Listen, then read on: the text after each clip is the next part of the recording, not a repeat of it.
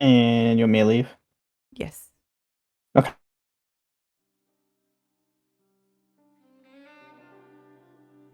We were cracking up at how you would just like wordlessly hang up like every 5 seconds. Ooh, I hear the music.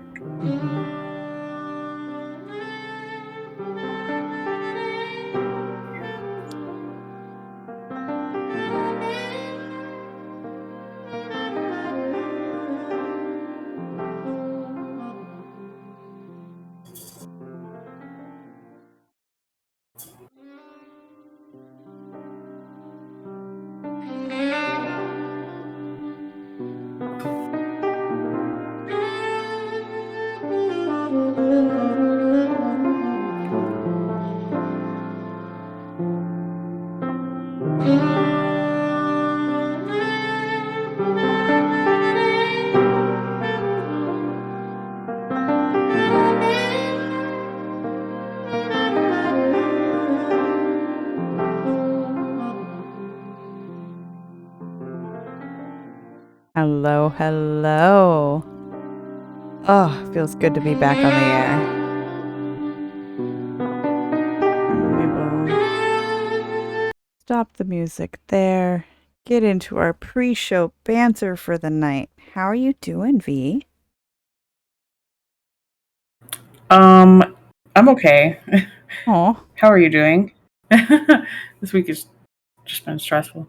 Mm. Oh, I got a bonus at work though. Oh, Like the first time hey. anyone's ever been like, you did such a good job, here's some extra money for it. Usually they just tell me, but it's nice to have it written down and official like. Right? How are you doing? I'm doing all right. Yeah. No, we've had some real good progression forward and a few setbacks, but you know, life is still life. Guess it's just a square dance. Yep. Oh, okay. Yeah, I think. All right, run down the checklist. We are streaming. I have my script up. I'm recording in Audacity. Are you? Now I am. Apollo, hello. Hi, Apollo. Do we have water and wine? I have my wine. I have just water, and I will tell you why shortly. Oh, okay. Yeah, I have a reason. I want wine. Okay. I think. Oh, wait. Just because I fully expect this to freaking happen.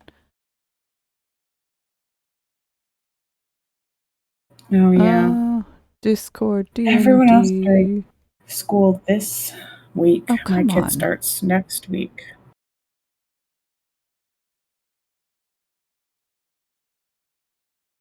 No, not switch accounts. God damn it. Do not disturb. There we go. Jeez. Oh, I should do that too. I mean, no one messages me except for you, so it's fine. Yeah. I get message all the time. Okay. All right. I think we are ready to kick the show off. Muffiny cake. Oh, yay, good. I just texted her again. Being like, where are you? Hello, Muffiny cake. Okay. And Apollo, of course, although I already said that. Yes. Oh, make you I know with our schedule, I wasn't sure if everyone would be knowing.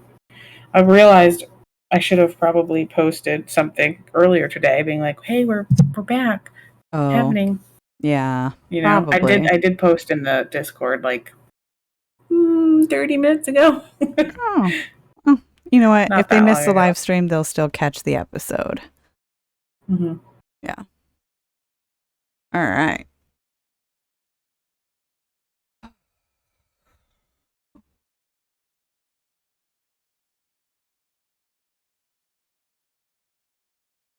Hello, hello, and welcome back to another episode of Two Girls, One Ship, the podcast where we analyze, rate, and review all that the world of video game romances has to offer. I'm Genesis, the girl who's gotta collect them all. Gotta collect them all. Yep. And I'm Vervada, the girl who, complete change of topic, in the words of my doctor, has a raging UTI. So that's why I'm only drinking water tonight. It's almost to my kidneys. I can feel it. I caught it just in time. Yeah. Okay, so going down the TMI route, because that's what we do here, TMI and tangents. I once had an asymptomatic UTI, so I didn't know that I had one, and it did travel to my kidneys. By the time that I got to the ER room out of intense pain, they're like, your kidneys are starting to shut down. And I'm like, that's fan-fucking-tastic. That was my sister, like, what, 2 years ago? A year ago? She had, like, she went to the ER for one, and mine, I'm like, I didn't feel anything until my lower abdomen and back started to hurt.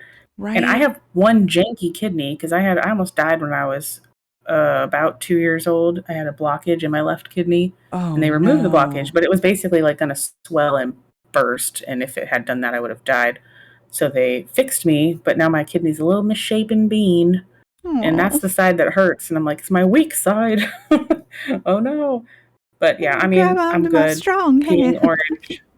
My strong hand. Yeah. And if you don't know why I'm peeing orange, it's because you probably haven't had a UTI before. Lucky you. I feel like that's the antibiotic and shit they always give you. It's like upsettingly highlighter orange. It's very unnerving. Yeah. Okay. Well, anyway, I think moving on. If you're new here, sorry. Welcome to the chaos.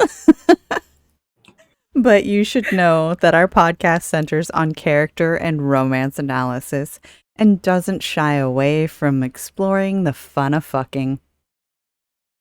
Or from the deep emotional connections built between two characters using specific in-game dialogue. So, if you want to stay spoiler-free, this is not the podcast for you. So, here's your fucking spoiler alert. Thanks for the spoiler alert, N7. It just wouldn't be a true episode without that clip. And just like with all of our previous episodes, we'll assume you have some background knowledge of the game and the character in question, but we'll be providing context for those of you who may be unfamiliar.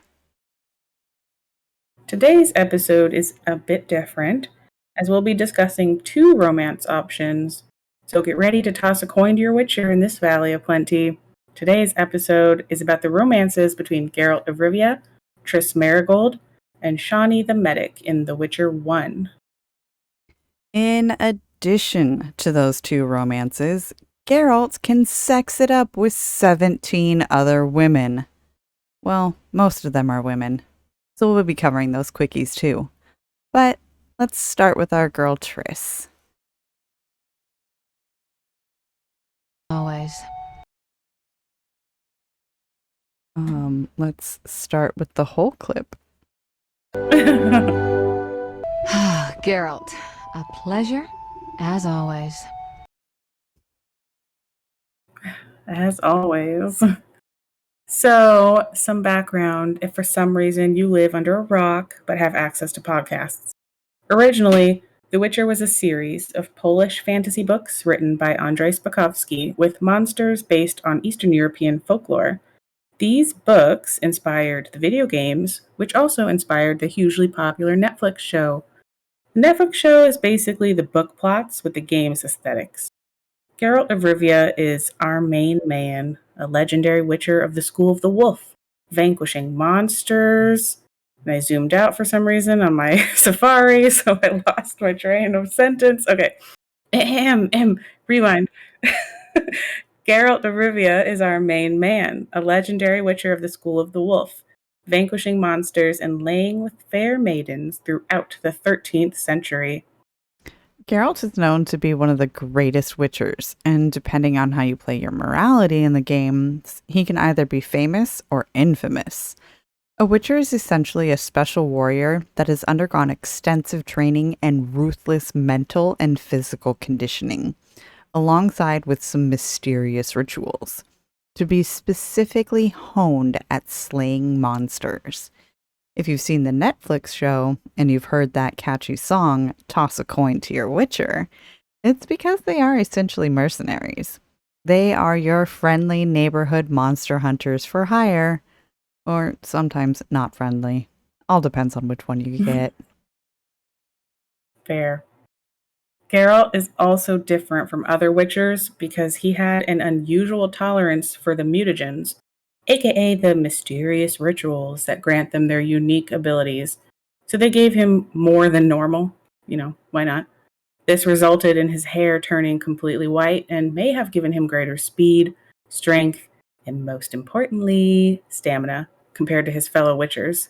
So he had 10 books full of monster slaying and maiden laying before we meet him in CDPR's first Witcher game.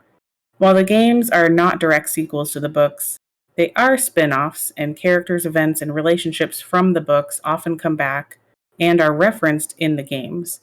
Also, particularly for the first game, it's much more like a sequel, given that the opening cutscene is a reenactment of Geralt's battle in The Last Wish, one of the books. Mm-hmm. At the beginning of the first game, the one that we are covering in this episode, Geralt loses his memory. He also kind of died, but then he was alive. Thanks, Yen. The last remaining Witchers take him back to Kaer Morhen, and that is where the first Witcher game starts.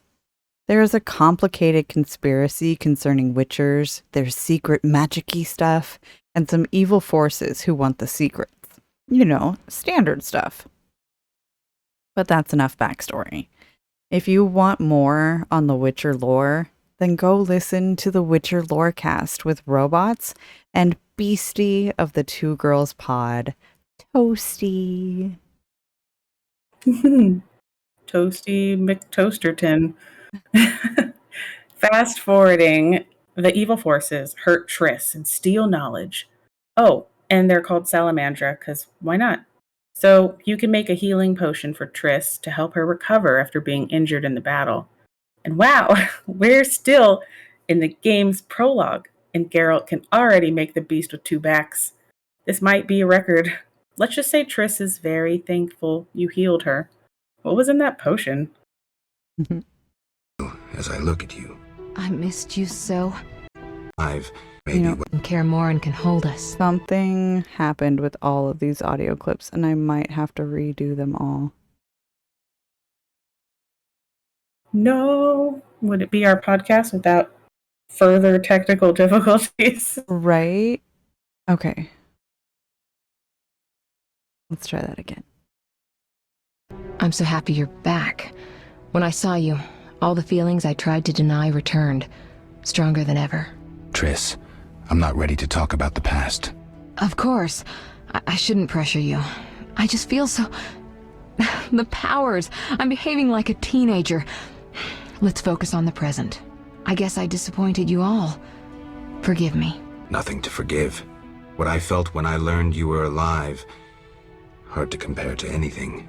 Oh, Except maybe what I feel as I look at you. I missed you so. Let's see if the best bed in Kaer Morhen can hold us. The best bed in Kaer Morhen. Oh. Dear listener, please keep that line in mind if you ever go through and play Witcher 1, and then Witcher 2, and then Witcher 3. I love the fact that they put this little Easter egg in there right from the get-go. It's perfect. Anyways, sorry. So let's start the breakdowns now. There are going to be a lot of little scenes in this game, and at each culmination, the journal entry card updates, and the picture shown reflects that. For all of Geralt's encounters, dick counters, and fuckters, I don't know what I'm going to call them. The card shows a sexy picture of the woman you just had a good time with. The first of 26. Yes, 26 different cards you can collect is the Triss card.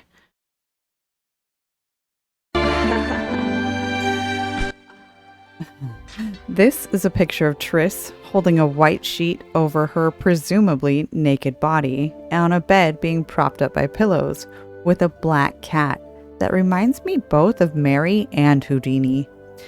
The cat is right smack dab where her kitty would be showing.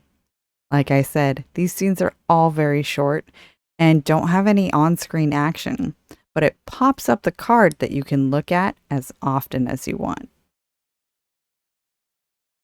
Yeah. I liked her card because it had a black cat in it. That's it. It's well implied that Geralt and Triss had a relationship prior to the events of the game. Geralt has lots of lovers, if that's not clear. But the two major players are Triss and Yennefer. We won't be talking about Yennefer today, but rest assured, we will be. Also, for a game that was released in 2007, I have to say, they clearly spent a lot of time and care on the jiggle animations for Triss's boobies. It is a source of endless, bitter delight for me that they have Triss standing in what looks like Victoria's Secret circa 2009 lingerie when she delivers crucial game information to you. Was that a mod? It was in every video I could find of the dialogue scenes with her from that game. She's almost always in like this black lace teddy. So I think it probably was because Shani is also in lingerie. I did recognize a lot of their outfits as being base game, but the internet is the internet and mods are mods, and what gets posted up to YouTube is probably going to be that. Because there aren't that many vids for this game. And I'm not romancing Triss this playthrough, so I won't be able to see the outfit changes myself. But while watching these, and her girls were up and out and on display, all I know is that she said something about triangulation and it being very effective, but otherwise, I was too distracted. Triss is an essential companion to Geralt throughout the first game, but she wasn't always. Triss is actually obsessed with Geralt in the books, but that love is very much unrequited. She does get some criticism by some players in the first game because of Geralt's amnesia. Some people think that she takes advantage of him. All he does remember was that she was important to him in some way, but he can't remember what their relationship was exactly. Okay, Geralt and Triss have slept together before. Once. In the books. And Triss needed to use magic to convince him, and Geralt regretted it and constantly turned her down every time she seduced him afterwards. Compare that to Geralt and Yennefer being completely in love and adoptive parents to Ciri. I can see why there's not a lot of Triss love. Yes, the telenovela is coming along nicely. It might seem strange that we keep referencing the book's events, but the book characters' events are very, very pertinent to understanding the game characters. At this point in the game, Triss wants to have a relationship with Geralt, but is not outright forcing him, which is refreshing, given her past with Geralt in the books. Geralt is consenting to this relationship with the information he has, but Triss has not told him any of his lost memories. She chooses to not reveal to him that he is in fact very much in love with Yennefer, who's absent the entire first game, for good reasons. The criticism is deserved. I will say no one else mentions Yennefer to Geralt either, but no one else is trying to sleep with him, are they? One other person, but we'll get to her. It should be said. I feel like Shani doesn't know though about Yennefer because like she hasn't seen him for like 3 years at this point. True. Triss knows. Yeah. Triss is a sketchy bitch. Yeah. Agreed. And it should be said that people think Yennefer is dead. But yeah, that would still be right after she supposedly died. And given how many times Geralt has turned down Triss in the books, it makes sense that if he did not have amnesia, he would not have romanced Triss. The game's idealized and changed Triss a bit. She is undeniably Miss Fan Service, given her extensive cleavage, jiggle mechanics, and that her beauty is constantly lampshaded in the game. It is kind of icky that the foundation for that change of heart is built on Triss relying on Geralt's amnesia. Triss cannot overshadow Yen for Geralt otherwise. It's very easy to compare Triss and Yennefer because they are two archetypes of female characters in fantasy. Yennefer's the confident, brave, and all-powerful sorceress to Triss's weaker magic, cowardice, to call it like it is, and damsel in distress bit, like she was in all of the second game, for instance. I know this might not sound like it, but I actually don't hate Triss, and I know this is all very critical of her, but I mean, like, she's literally allergic to magic and yet is a sorceress? It doesn't make any sense to me.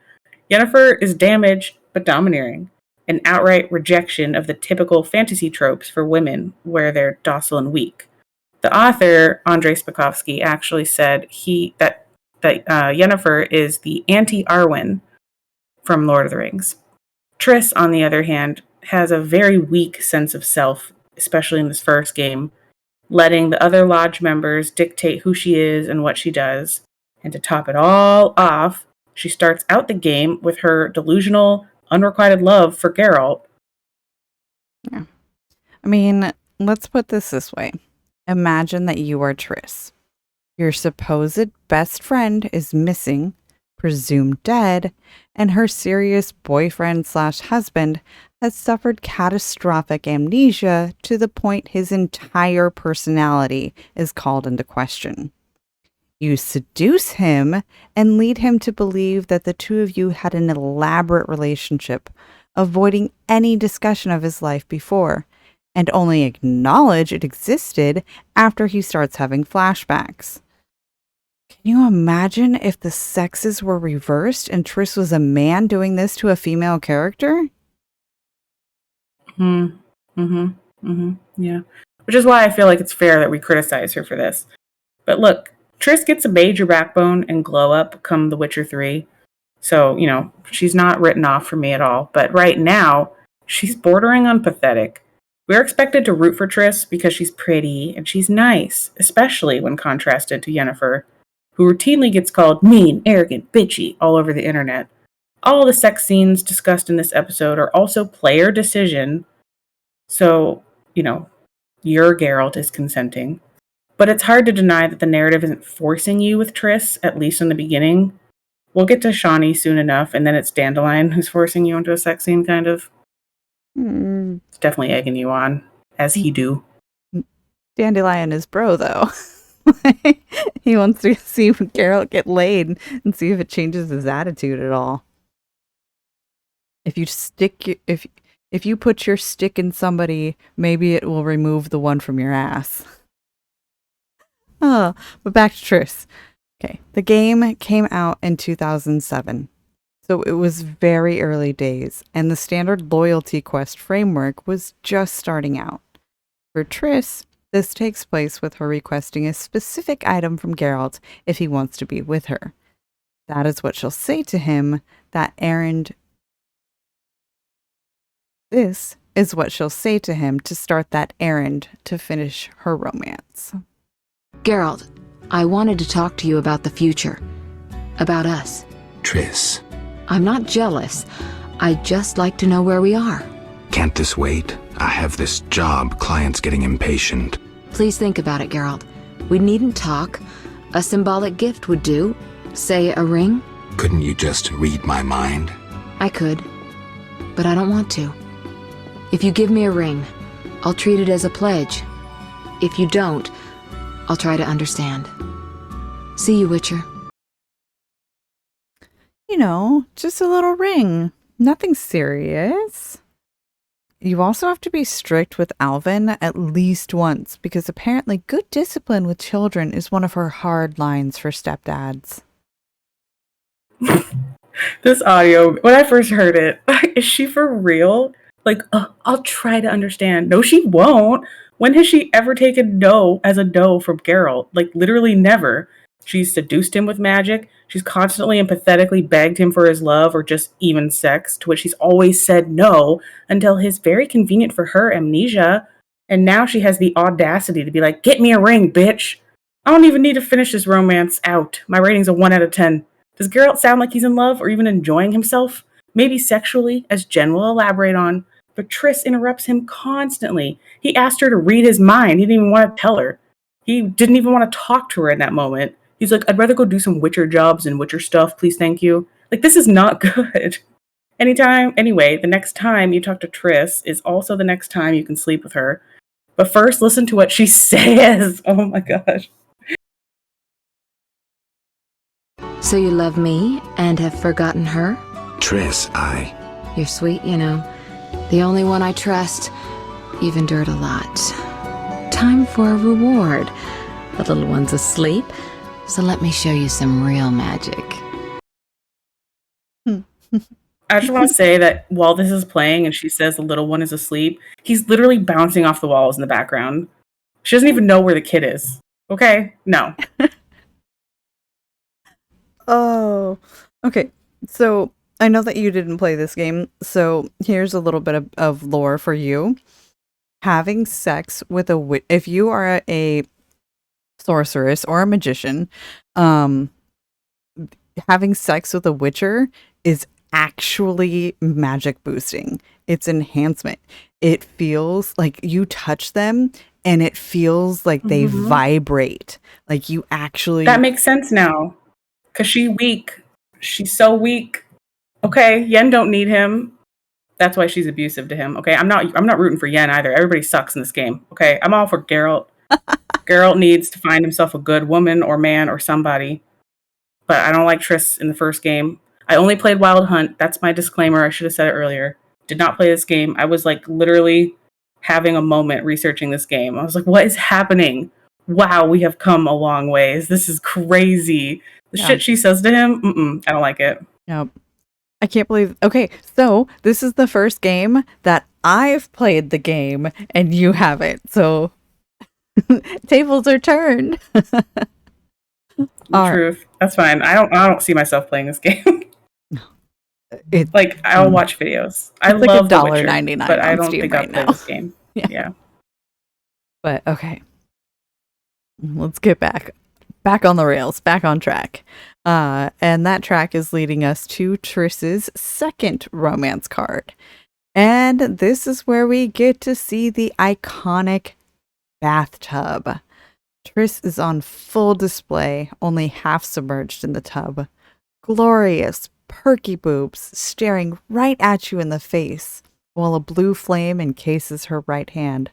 The little black shadow cat can be seen in the upper right-hand corner, watching you as you look at its master. Cute. Triss and Geralt literally are just playing house in this first game. And not well either, as I pointed out with the kid Alvin. Like, Triss is trying to have some shadow of what Geralt and Yennefer have with Ciri. This, like, pseudo-nuclear family dynamic. Don't work out for them. They are shit parents. Like, Alvin, the kid they tried to raise together, he just poofed out of existence one day. Too bad our special necklace didn't help. I was like, when I saw that scene, and Geralt's like, hey, Triss, where's Alvin? She's, oh, I don't know. He just disappeared one day. Too bad his special necklace couldn't protect him from his powers of poofing into another universe randomly or something. Like, it's like the universe is trying to tell Triss to stop. She just keeps trying to force a bond with Geralt, but maybe she should just move on. Pretty sure no one can top lilac and gooseberries for him. Oh, ratings for this game are going to be difficult. I can only rate the cards considering that there are really not any physical interactions that we see on screen. I give the card one with the blanket a nice 6. I love the level of detail and the seductive look in her eyes. The second card, I give an 8. I love titties and kitties.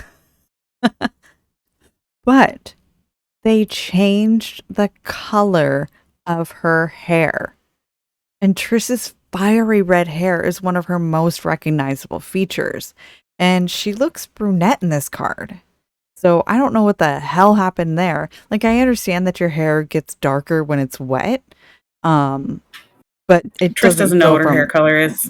It changes all the time. Well, yeah, I mean, technically it can, because as a sorceress, she's the one that picks what we see. So she could snap and change the color. So, Yeah. but yeah. I guess it was brunette in the books, and then they were just like, redheads are sexier. So they did that. True. I don't know. Yeah. Yeah. But it was red in the first card and brown in the second. So that's why I'm like, what the fuck happened here? Yeah. I noticed that too. And that's why I didn't realize that second card was Triss's at first, because I was like, that's not Triss. Well, I guess it is. It is. Should have recognized the black cat. Right. Mm-hmm. And now it's time for a mid-break before we get to Shani and the 19 other lovers in The Witcher 1. Whew. Talk about that Witcher stamina. And I am going to take a second and actually turn on my light. Yeah. I guess my other disclaimer is that when I first played Wild Hunt, and I had never, ever looked up this game, I liked Triss a lot. And I still do, from my memories of her from Wild Hunt. I don't know. I'm going to have to like replay that and reanalyze after knowing what I know now. I should have read the books. My husband read all the books. I have yet to read them. So this was all just me doing internet research and watching a lot of YouTube videos and getting real fired up. Real fired up. No wonder. I was wondering why people hated Triss so much, because I'd only seen her in Wild Hunt. And I was like, she ain't that bad. Yeah. She's fine. It's fine. But I guess if you had played all 3 games, I can see why you don't like her.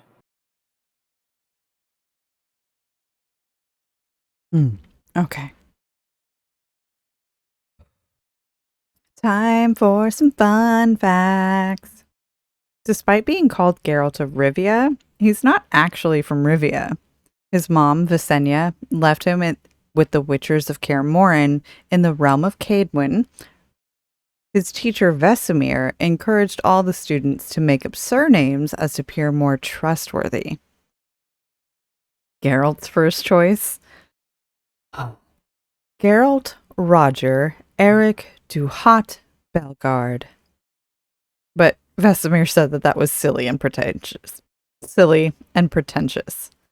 No way. Really? Hi, I'm Eric Roger.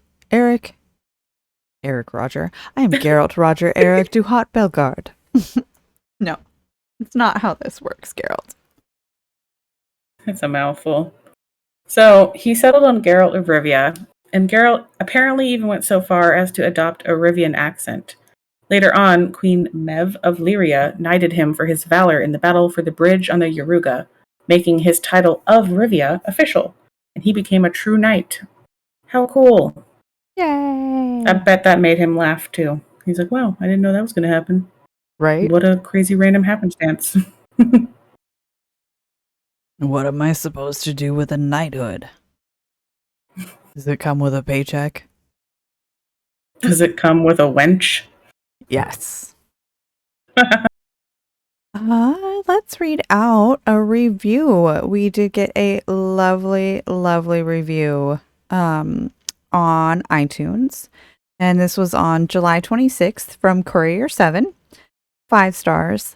A fun podcast. Such an amazing show with amazing hosts. Been looking for a podcast that dives into video game romances, so I'm happy I found one about this show.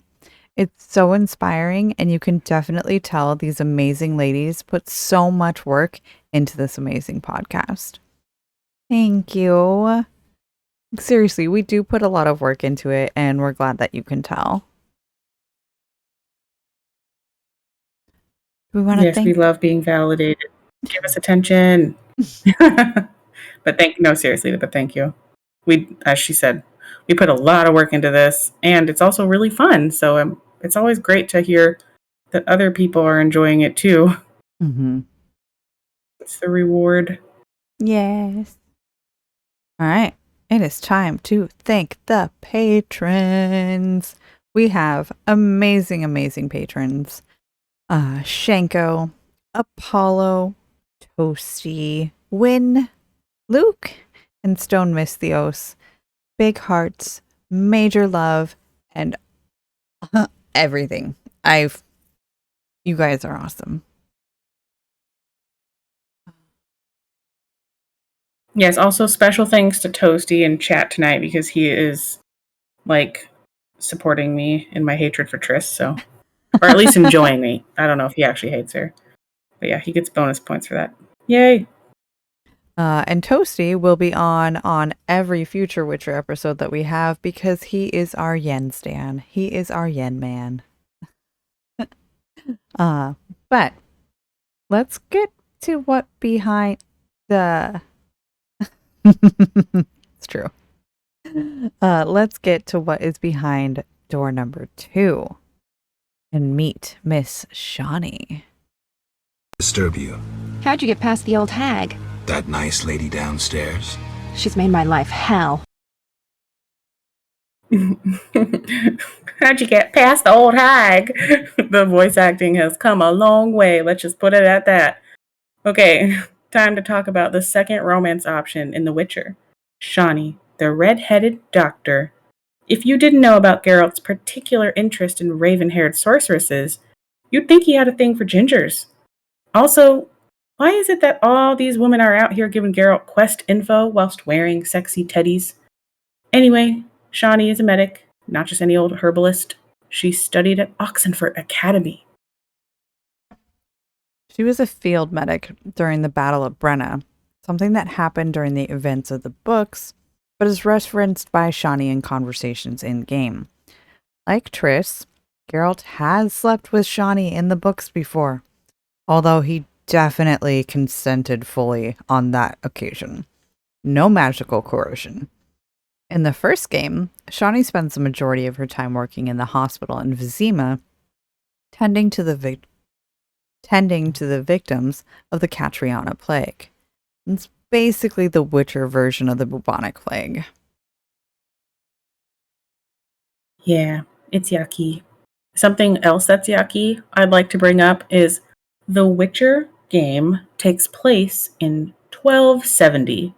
At this time, Shani is about 20 years old, having been 17 in 1267 when she first meets and has sex with Geralt. Guess how old Geralt was at that time?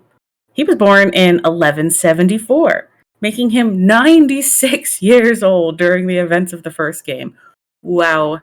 This is another reason why I will always ship him and Yennefer, because at least they are in the same age group. That ass don't look 96 though. We all just hope to age as fine as he has. Major facts. Major facts. Okay. Yeah.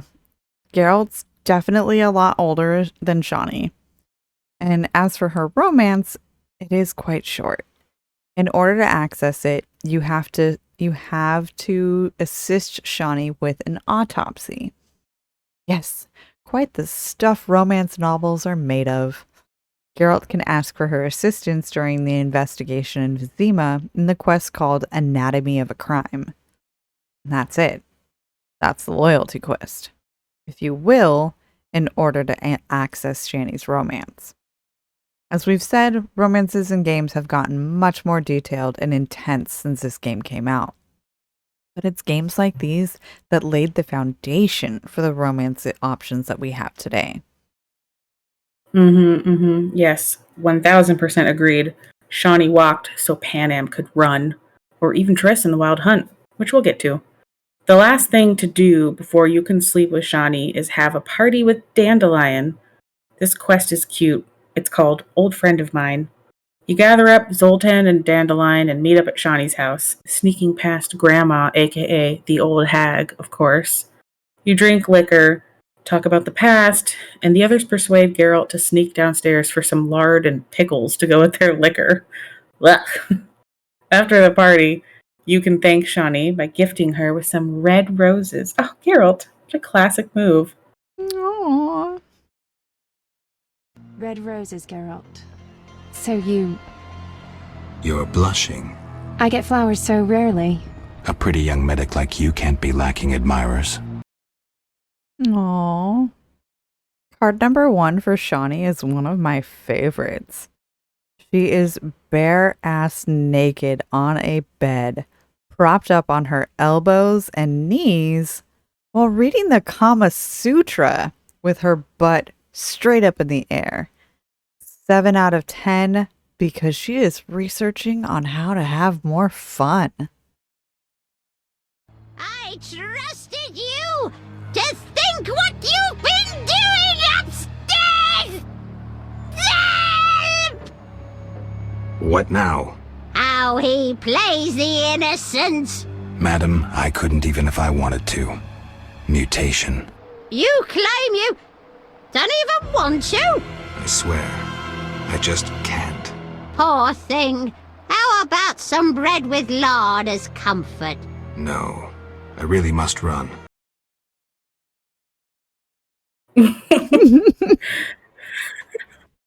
The granny is hilarious. And what is with everyone and bread and lard in this game, too? Oh, I guess it's comforting. Ugh. Well, I mean, Anyway, like lard is like I find butter. I know lard isn't butter, though. I can't get it's just fat. You're just spreading animal fat on your bread. And I know in trying times, it's a good source of energy. Gotta Maybe keep he that needs it 'cause stamina he's up just, somehow. She's just unknowingly replenishing him for another round with Shani. I love how he lies. My dick is broken, mutagens, and she believes him. That's what's so funny. I'm like, I find it hilarious if Geralt trolls her because she's a hypocrite. By the way, she's horrified at the thought of Geralt boning Shani, but also wants to comfort him at the thought of him being unable to have sex. Which is it, Granny? Is sex bad or not having sex bad? You get Shani's second card soon after that, and it is wowza. Okay, she is fully nude on her back, lying on a blue blanket. A white feather in her left hand is brushing on her cheek, and rosy pink nipples are looking up at you as your gaze travels down to where her right hand is just so perfectly placed to leave some things to the imagination. Just like the candles in the background, this card is fire and gets a 9 from me. As for romance, there really isn't one to speak of. Sure, Geralt is sweet to her, and they have a night of doing the no pants dance, but otherwise, she's just a passing fling. Like the rest of the women Geralt lays with in the first game, it's just a chance to collect a card with a sexy picture. I like Shani, and I like her with Geralt, even though there is a massive age difference. But it's not a romantic relationship so much as it's a friendship with benefits. So I'll give this romance a 5 out of 10 just because Geralt treats her well and Shani's sweet. There is an opportunity to get a second romance card from Triss or Shani, but not from both. Essentially, you have to get it from whichever woman you choose to watch over Alvin after a certain part of the game, and whoever you don't choose to watch him will give you the cold shoulder for the rest of the game. See? Not really romance, just two ladies who like easy access to sterile witcher dick. And in Triss's case, vibrating, sterile witcher dick. And now it is time to list the 17 other romantic interludes Geralt can have in The Witcher. To make it easy, I put this list in alphabetical order. And these aren't really romances, as it's just a simple one-time thing. So it's more accurate to call these sex cards. All right, Roach, let's saddle up.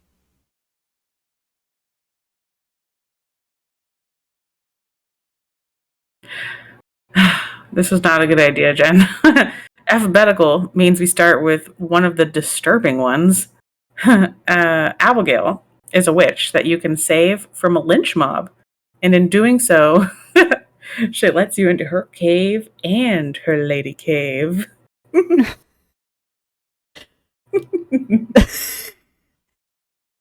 The card shows Abigail covered in bits and baubles, charms and necklaces, and nothing else. She's smearing blood across her exposed breasts while a human skull is watching. This is the first card I can remember collecting back in 2007. Or at least it's one of the only ones that I can recall because it made that much of an impact. Google the Abigail Witcher romance card. If I had played this game when it came out, I would have been 15. That would have made an impact for sure. Oh my god, you would be Sweet. mortified playing these, seeing these cards Okay, pop but not. up. What is it? Like a year later, True Blood came out, and I watched the shit out of that show. So that we were just talking about sexual awakenings in the comments. That was mine. Mm-hmm. But because I mean, who else could watch that show and not feel something? Be sure to have a ring for Selena before approaching her inn for the first time. You will not get a second chance at this romance card if you don't have a ring with you. He's got to collect rings for all these ladies. Man, any ring will fit the bill because apparently Selena's not picky, despite her saying it must be better than her sister's ring. Wow. She's from a tiny town, isn't she?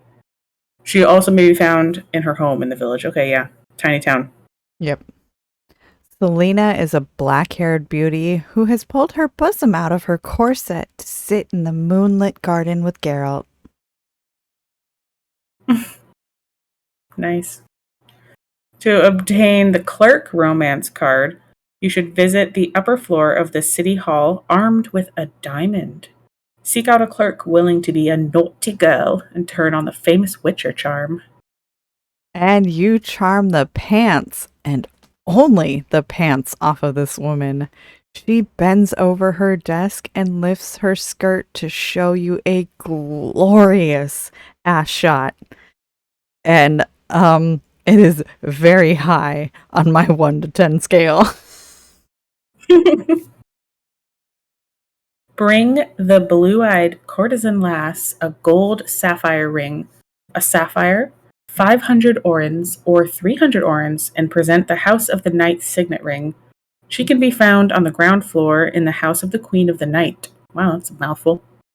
It is, but this blue-eyed courtesan knows her worth, and she will make you pay in order to get it. It is another ass shot similar to Shani's first card. But instead of being on a bed, this woman has a pile of gold beneath her. Girl, get your money. Get your money. Scrooge McDuck's kink. To initiate a sexual encounter with an unnamed elf woman. Wow. She's important. Geralt must give food of some kind to the sorceress in the elven cave after completing the daily bread quest. She's I can't talk all of a sudden. She is quite combative in her attitude, but apparently that excites her too. So in an elven tent, a long, dark-haired woman sits with her back to you, coyly looking over her shoulder. It's simplistic, and it's quite beautiful. The artistry in it's really good. Yeah, you guys should look up these cards if you haven't seen them, listeners. And I will say that there are 2 versions of each of these cards. So I totally understand that pixelated titties are not for everybody. Or, there might be ways that you want to look at these cards, but not actually see a full-on ass shot. So there are censored versions and uncensored versions, and they're not shitty done. It's not like, oh, black bar over nipples. No, it is somebody took the time to redraw all of the cards for censored versions of the games in where nudity is not allowed in video games. I believe it was in China that they released it, and all of the cards were redrawn with additional clothing put on. So you can look at the censored or uncensored versions. Yeah, they're nice. They're art. The way to get the gossip's card, the gossip, is to either give red women's gloves or a diamond to the gossip who's walking around the temple quarter, This might take several stabs at the conversation as she is easily distracted, given she's a gossip. She's got to collect that stuff, intel, secret squirrel shit. And then stab her you do in a kitchen with garlic hanging from the ceiling and a dead chicken in hand. Oh, wow. Okay. With only a white sheet covering her lower half, it's easy to miss the feathers in her other hand. Sexy salmonella. After Geralt saves a half-elf in a ghost story, he can speak with her to get her card. Skillful choices in the conversation should lead to, "I don't know what that means, but I know what you will say next" line. And another redhead that can read. I love it. This elf was reading a book when her clothes started to fall off. Oops.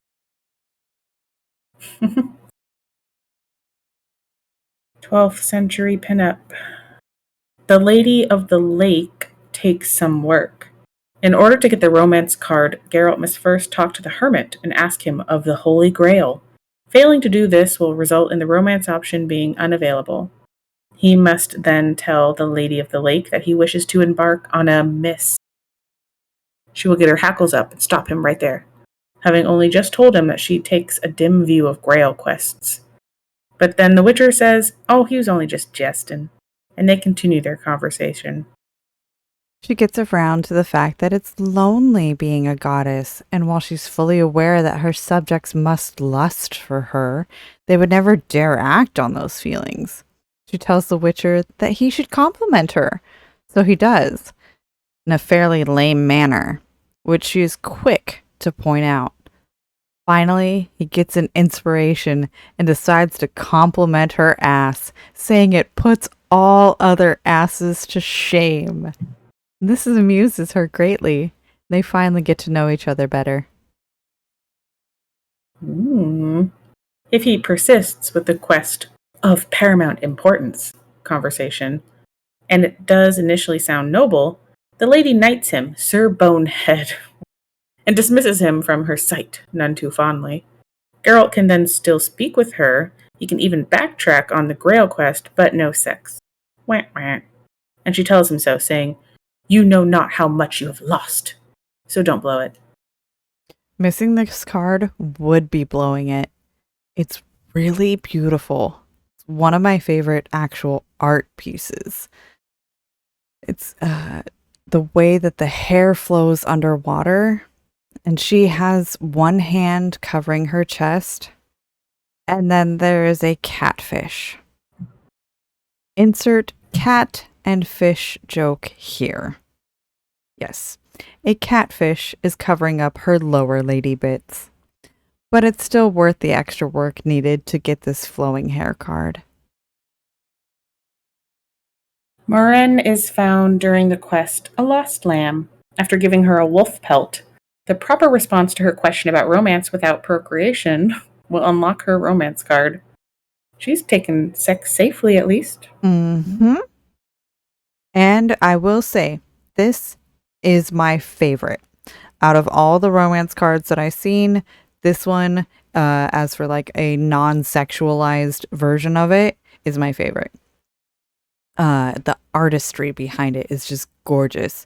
And I can't describe this green-skinned Mother Earth goddess more than I want to be that tree. When you arrive at Old Vizima, you'll have to escort 2 nurses through the urban warfare to reach Shani's hospital. During the quest Under a Fiery Sky, you'll have to escort Shani out of Old Vizima and into the Swamp Cemetery. When Shani's safely out of your way, return to the hospital in Old Vizima and talk to the 2 nurses from Old Vizima upstairs to get their sex card. And you can only get this card if you are neutral in the game. Your boy gets a threesome with 2 babes in frocks. But the dying old dude in the background makes it a little less appealing. Yeah. Barf. A peasant woman in a yellow and green dress provides a tryst in return for tulips. One other thing making her unique is that she usually comments on Geralt's weapons as he runs by. Quite the dangerous one. You find her previous flower lover, who suddenly disappeared, dead along the road to the southern cave entrance with tulips on his body. Lovely. There are 2 cards titled Peasant.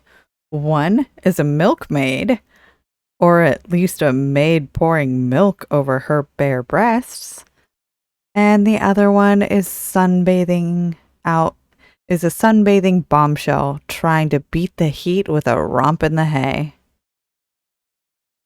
Has anyone romped in hay? Because No. that's Ugh. itchy. Stabby, horrible. pokey. Mm-mm. Stabby, itchy, not nice and cool.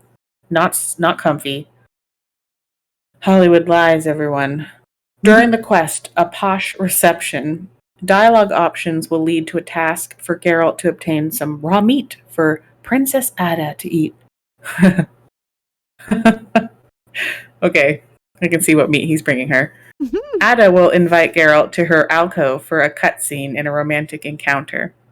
During the cutscene, before the romantic encounter, the display of the romance card, you see Geralt's amulet hit the floor and vibrate furiously. It was pretty good. And this princess reminds me so much of Dragon Age 2 Isabella. The pose, the clothes, the look on the face is so come fuck me, big boy, because I know what I want. And it was just straight up Izzy. There are a lot of ways to get the prostitute card. The easiest being to pay the 250 orens and wham bam thank you ma'am. If you wait until chapter 3 of the game to visit a horror house and chose to support the squirrels at the bank, it will cause all the prostitutes in the temple quarter to inform you that they'll refuse to consort with elf lovers. Wow. But the harbor whore at the dike either hasn't heard about the bank or doesn't care. The card can be obtained from her. You know what, harbor whore? Thank you for not being racist.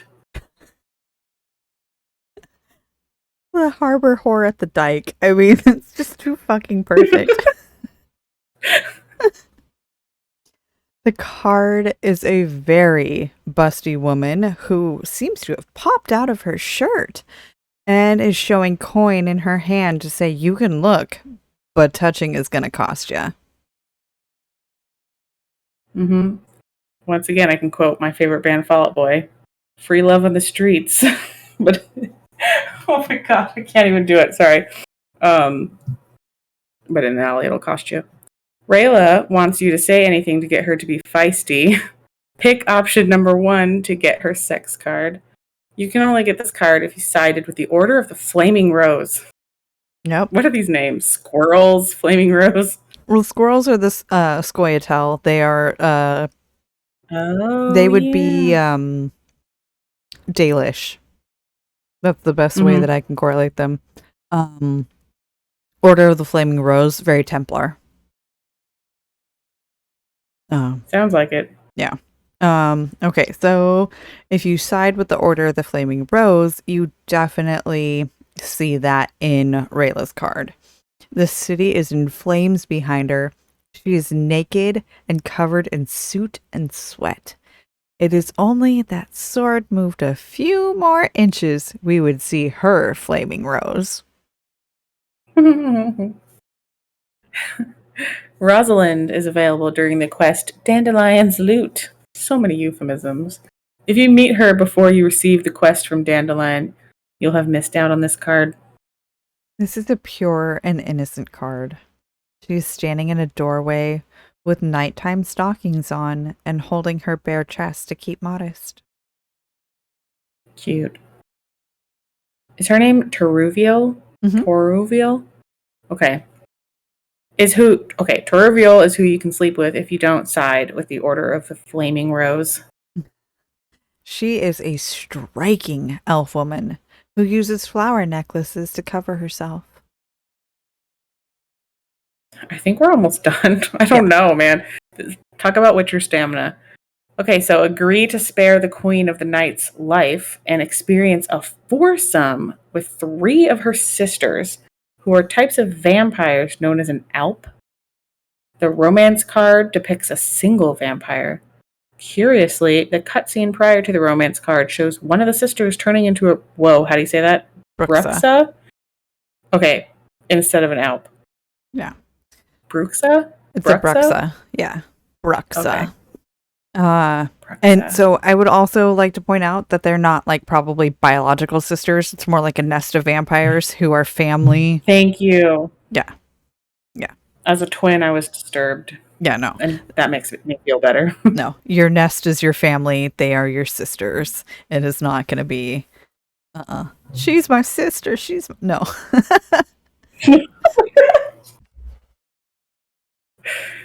Lord. Okay. Oh me, oh my, a foursome. I've only ever gotten that else in one other game. But this card is another one of the creepies. But whatever floats your boat, man. It seems to involve chains and a lot of scratching. So have fun. Ew.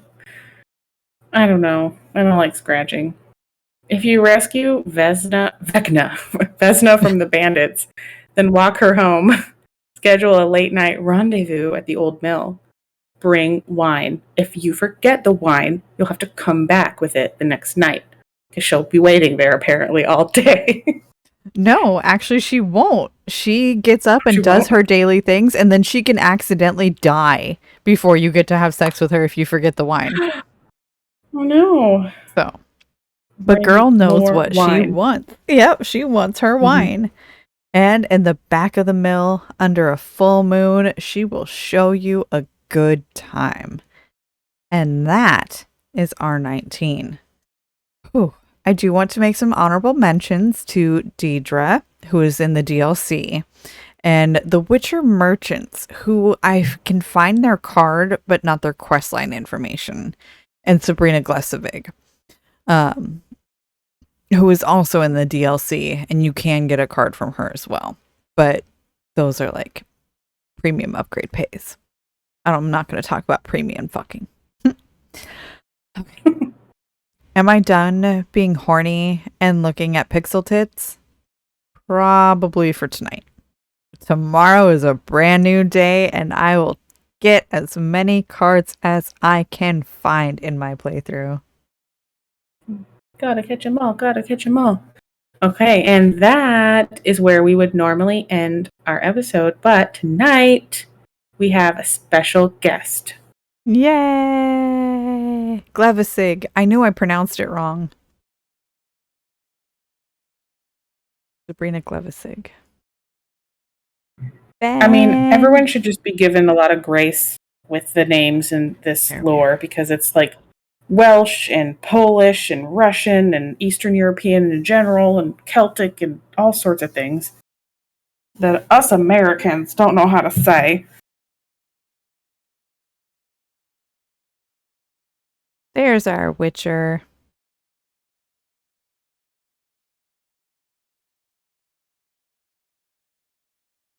But can we hear you? Ben gonna talk? Yes. Hello. Oh, okay. Hi. Sorry. Like, say words, Ben. All right. Multitasking. Yeah. It's terrible. Well, It's necessary in this day and age. it is. Sadly. Oh my gosh, I've got 27 things open right now trying to do all the streaming stuff. But Toasty, I don't want to hear it. Sorry, that wasn't for you guys. That was for Toasty. No, that is such an obvious no, you fucking can lie. say it. He just said, I never mess up the names on my show. Blah, blah. No. But then he said obvious lie, so it's okay. Hear that, Toasty? He's fine. He's forgiven.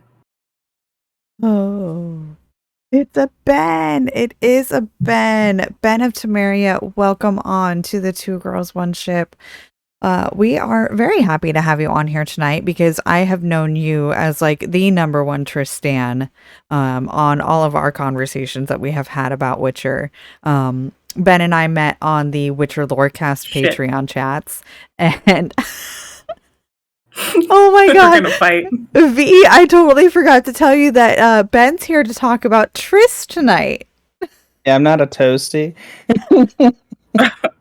I wasn't pandering to Toasty. Those are my original thoughts. But all right. I'm really interested to hear the other side. Mm-hmm.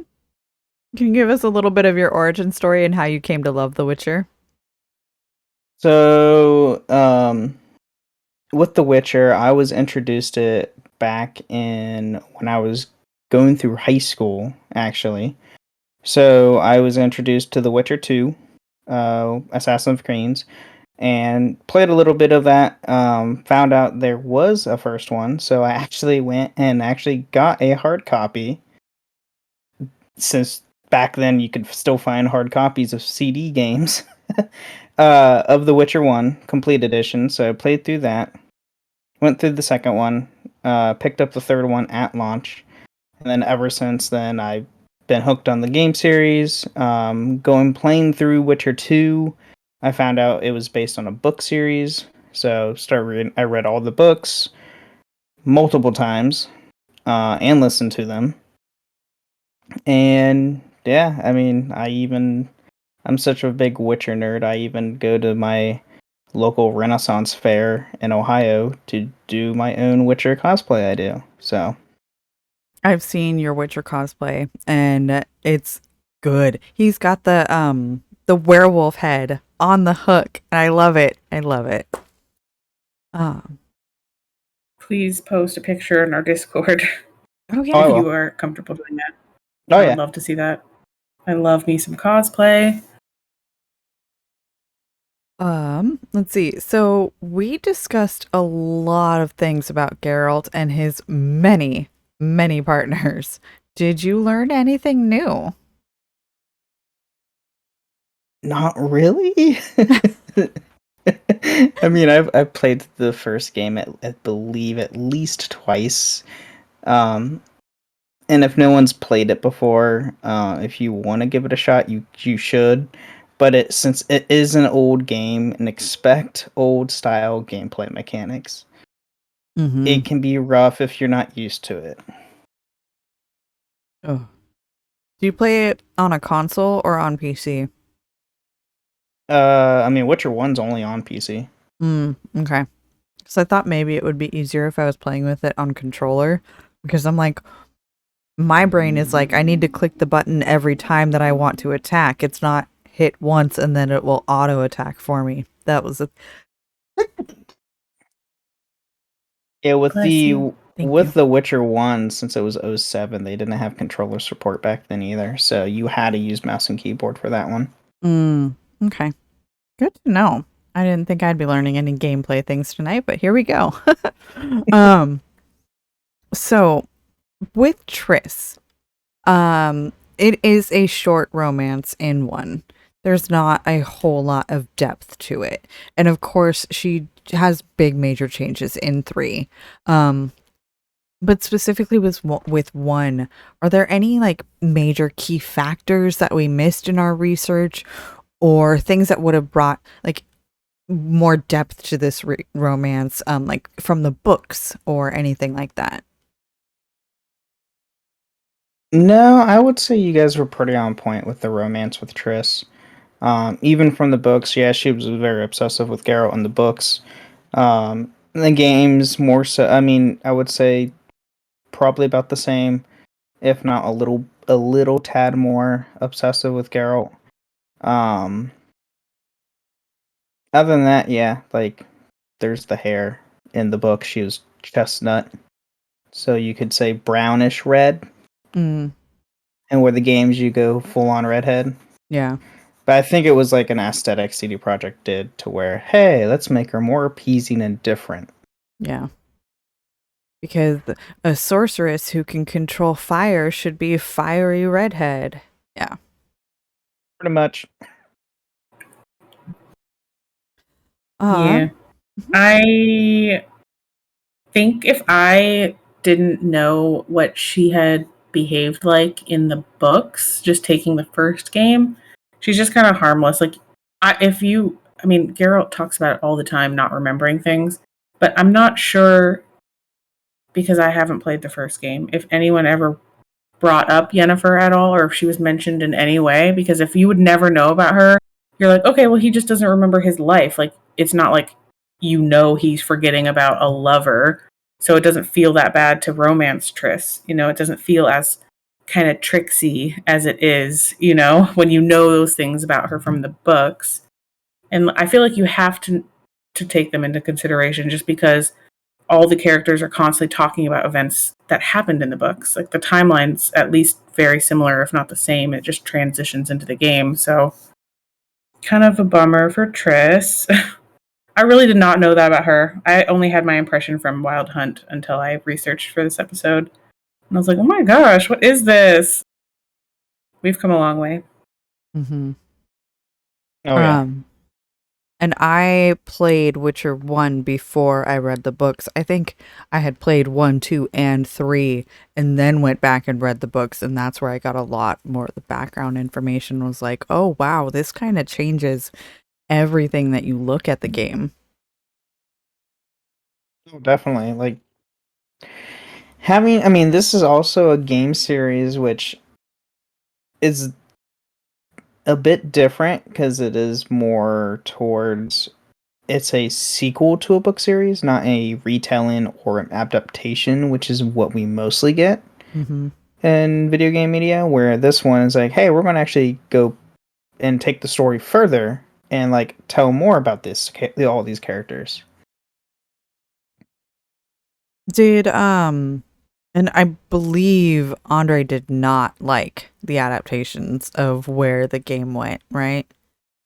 As far as I can remember, there was interviews with him to where he had mixed feelings with the games. So the thing is, though, he's never played the games or watched anything about the games.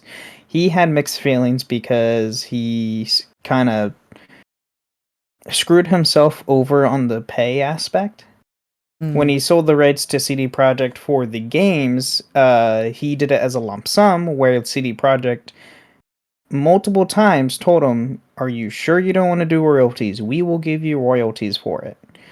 And he did a lump sum. I think at the time for the Witcher series, it was like equivalent to like 10,000 US dollars, which is a lot in Poland. But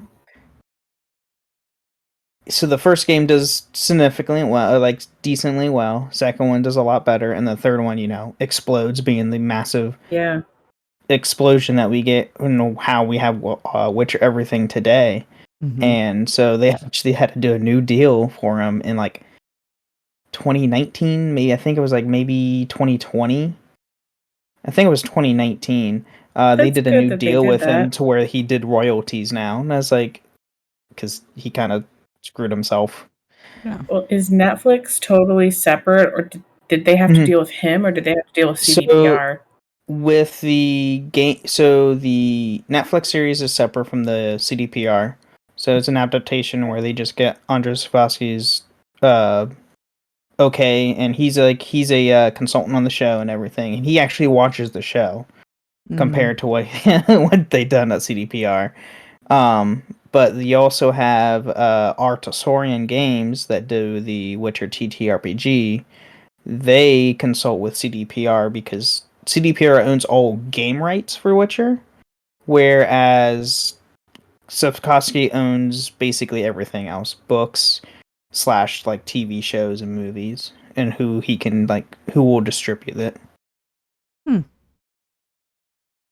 That's good to know. I mean, I like knowing the background on a lot of things on that, and that people were willing to work with him after he did make such a mistake with the royalties in the beginning. But let's not talk money. Let's talk romance tonight. Do you feel like we did justice with Triss? And do you agree with our ratings for the night? Yeah. I can't remember what you rated Triss, to be quite honest. I gave her a 1. Sorry. Did you hate Triss? I didn't hate her until I started researching this game and saw it's just not a romance, and all the audio clips, like the dialogue that's specifically romance oriented in this game, is so minimal And what she says to Geralt is so ridiculous. Like, are you over her yet? Do you talking about Shani, I guess, because I'm not talking about Yennefer. And then, buy me a ring and let's raise this kid together. And it's just so demanding. Like, calm down, Triss. Like she literally interrupts him all the time. He's like, okay, I guess. He's like being a pushover, which is weird because he's a Witcher. But I don't know. It's just weird. And then knowing everything I know about how they came together in the first or in the books, just like, ugh. She finally found her chance and she swooped on him. That's what it felt like. I mean, to be fair, Geralt's not the best in the romance department, so No, he's him being not. a I'm not. being a pushover is Yeah. kind of a thing for him. But with Triss, I mean, the reason why I stick with Triss majority of the time when I play these games is she's loyal. Like she forever will be only for him. Like she won't betray him. She won't backstab him or anything like that. Yeah. So, and Is it loyalty or is it obsession? I don't know. I guess you. yeah, I mean, you I could never got put a that little bit impression of from her. both into it, but when you get to The Witcher 3, it's more pure loyalty. I think, yeah, you're right. I never got that impression. It was such a shock to learn that about her. Honestly, I was like, I can't believe this is the same character. Really doesn't feel like it. Yeah. I gave her a 6 and an 8 on physical appearance because I liked her cards. They're good cards. The fact that you get a romance option within like the first 15 minutes of the game, like once you learn how to go through it and you're playing the prologue, I think it's hilarious that you can have sex in the beginning of the game. Yep. Never It's how great. it works. Isn't that the And second game too? Like Triss is like the first it's scene the of the very second game. first scene of Mhm. the game was Geralt and Triss are in a tent on a battlefield, mind you. See, I feel like Triss is used as just like fan service, basically, for people. For game purposes, yeah. Yeah, for the game purpose. That's what I mean. Like, Oh, that's yeah. not who she was in the books or anything, but like just aesthetically putting those scenes so quickly in the first part of the games, making her, because she's like, that's what I kept finding everywhere I was looking on the internet. It was comparing obviously her to Yennefer because she's so nice and so cute. People want to like her more, and she just, even if you don't know anything about her, you're like, oh, she's cuter, she's better. So it's easier to make it's easier to make her that kind of like fan service. I'm here to just be hot character, Oh yeah, I mean that's which why is what I I'm. romanced her. Yeah. My first playthrough was a Trish playthrough, because I was like, one, I had no idea what was going to happen, selecting the options that I did, and so then I was like, oh whoops, I fell into bed with this woman, and then so I keep playing the game, and then I was like, but I find Triss more physically attractive than Shani, but I don't know, personality wise, I still stand with Shani. But that's a whole nother thing. And we've already had this conversation for like an hour and a half on a Patreon chat on the Witcher Lorecast. That we did. Oh boy. All right. As someone who has done multiple full playthroughs of the games, what makes you want to come back each time? I mean, like I said earlier, it's more of like her loyalty to Geralt mostly. And it doesn't. I mean, it helps that she's a redhead. Like me personally, I'm into redheads. It's just the thing. So yeah. But yeah, her loyalty, her to Geralt. Also like in the later games, how she's very passionate about the causes that she's with. Like when you get to The Witcher 3, she wants to freeze all the mages from Novigrad and all that. And just her, you see her in Witcher 1 and you think, okay, she's a hot chick. That's pretty much it. There's some development ish. But when you get to 2 and 3, that's when it starts growing more. And it's like, okay, she's like becoming not only like wanting to be with him, but she's also wanting to help and also support him in like similar causes that he's with. Because Geralt's always been like the white knight, quote unquote. That's what he wants to be, or like he tries to be at most times. So, I mean, if that's the Geralt you're trying to play in the games, I mean, it really runs all together really well. And that's typically how I play. I do like the relationship that Triss and Ciri have. Like that one is a very good relationship because I feel it's very sisterly. It's not the same motherly vibe that you have with Yen, but that big sister, or even like auntie is going to take me out and we're going to go get into trouble together, you know? Right. Yeah. So, no, I do have a soft spot for Triss too, but she's just not my romance character. So.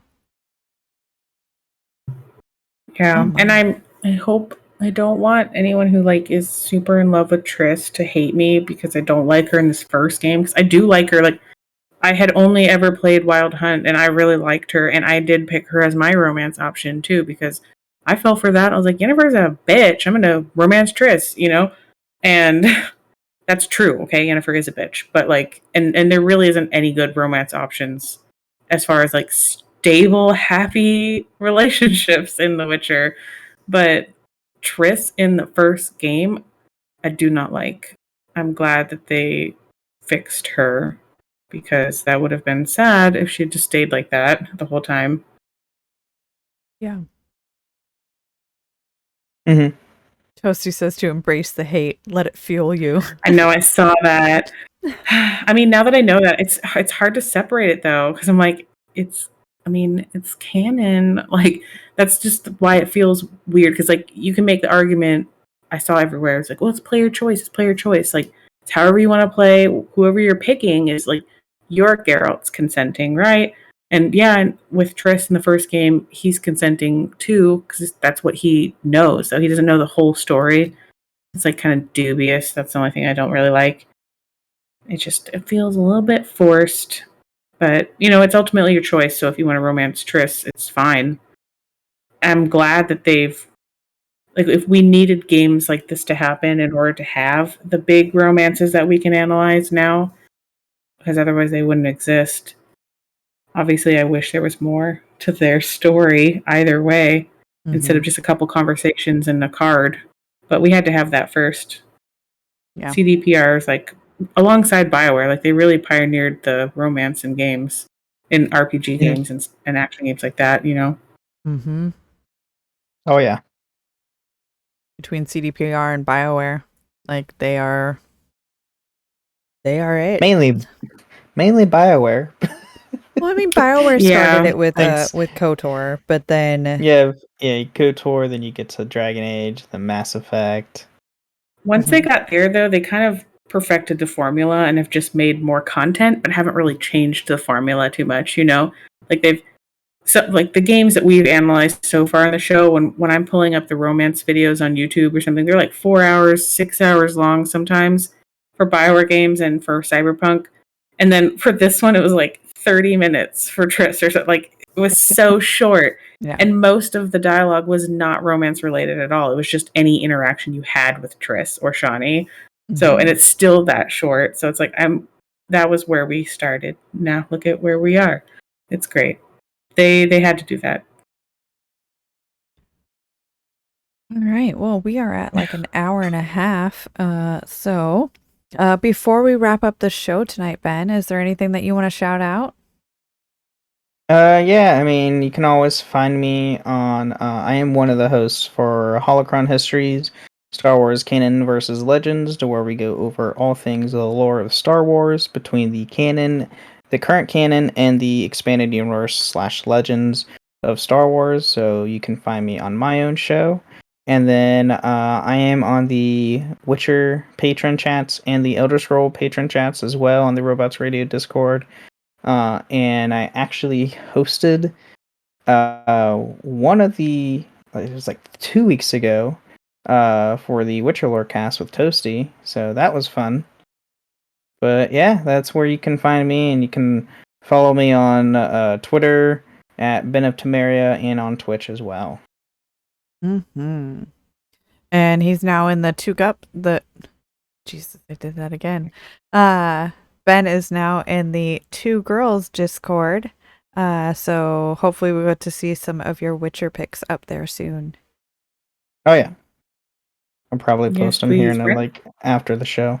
Yeah. Yeah, Ren Fair pics, cosplay pics, send them all. Love them. I can live vicariously through you guys. I want to cosplay and go to Ren Fairs. Apparently, there's a Ren Fair somewhere near me, but I don't know where it is. It's only once a year. I missed it. I'm sad. Oh my god, my cat. I'm so sorry. I'm sorry. I scared him and then he scared me. Sorry, baby boy. All right. Well, if you yes, like Daddy Bat Night, send cosplay pics too. Sorry, just saw that in chat. And if you like what you're hearing, please be sure to review on iTunes or give us a rating on Spotify and subscribe wherever you listen to podcasts. You can find me in our Two Girls One Ship chat on the Robots Radio Discord channel, and come give us a follow on all the social medias and on Patreon at Two Girls One Ship. Links are in the description. Whoops. I'm on the Robots Radio Discord as well, and on our own Two Girls One Ship Discord server, where we nerd out on all our favorite CGI significant others. Be sure to check out our live stream on Twitch on Fridays at 10:30 p.m. Eastern Time, 7:30 p.m. Pacific Time, or watch the YouTube video a few days after the stream. Our podcast episodes release on Mondays because you need at least one good thing on a Monday. So thanks for listening, and remember, beauty is in the eye of the controller. Yay! Oh.